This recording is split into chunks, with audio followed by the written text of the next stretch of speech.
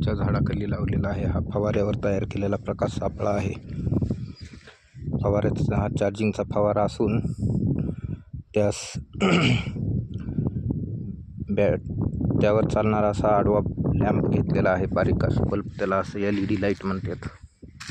हे बघा रात्री लावलेला आणखीन पण लाईट चालू दिसत आहे। खरं तर हे 4च तास पाहिजे। आता हा चार्जिंगला नेऊन लावणार आहे, पुन्हा संध्याकाळी वापस आणून लावायचा। आज ह्या बोरीच्या झाडाखाली, उद्याच्याला इथंच कडुलिंबाचं पण झाड आहे जवळ। दोन्ही झाडं असल्यामुळं काही अडचण नाही। दोन्ही झाडाच्या मधात आपण थोडी जागा पलीकडे घेतली की दोन्ही झाडाच्या मधात सेंटरला असल्यासारखं होतं। हे कडुलिंब आहे, बोर आहे, चिंच आहे आणि इकडं ऊस आहे। बाबळीचं झाड तिकडं आहे कडीला। बाबळीच्या झाडावर आणि लिंबाच्या झाडावर आणि बोरीच्या झाडावर हे भुंगेरे फुमणी वाळवीचे खात असतात, म्हणून त्या झाडाखाली लावण्याचा उद्देश आहे, म्हणून या ठिकाणी लावलेला आहे। अशा प्रकारे मध्ये पतंग पडलेले दिसत आहेत। हे मोठे पतंग आहेत ते फुमणी वाळवीचे, बारके पण दिसायलेले आहेत आणि काही असे इतर किडींचे पण दिसत आहेत, जे की खोडकीड म्हणा किंवा हे पहा बारकी पण संख्या दिसत आहे मध्ये, काही मोठे पण दिसत आहेत।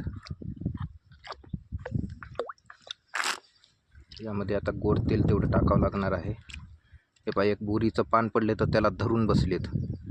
हे काय बोरीचं पान मध्ये पडलेलं आहे ना, त्याला धरून बसलेले दिसायलेत।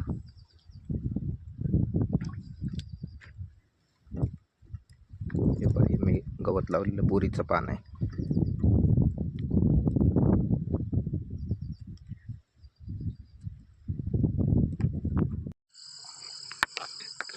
हे पहा फवाऱ्यावर प्रकाश सापळा लावलेला आहे, तोही बोरीच्या झाडाखाली। लावल्याबरोबर त्याच्यामध्ये एक फुमणी वाळवीचा पतंग येऊन पडलेला दिसत आहे।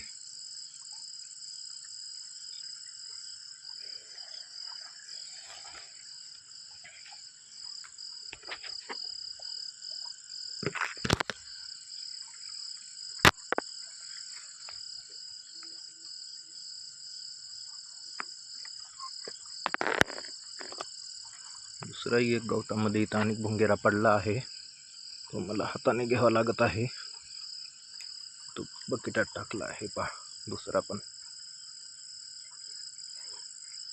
आणखी एक आला इथे, हे पहा तिसरा, 3 सापडले।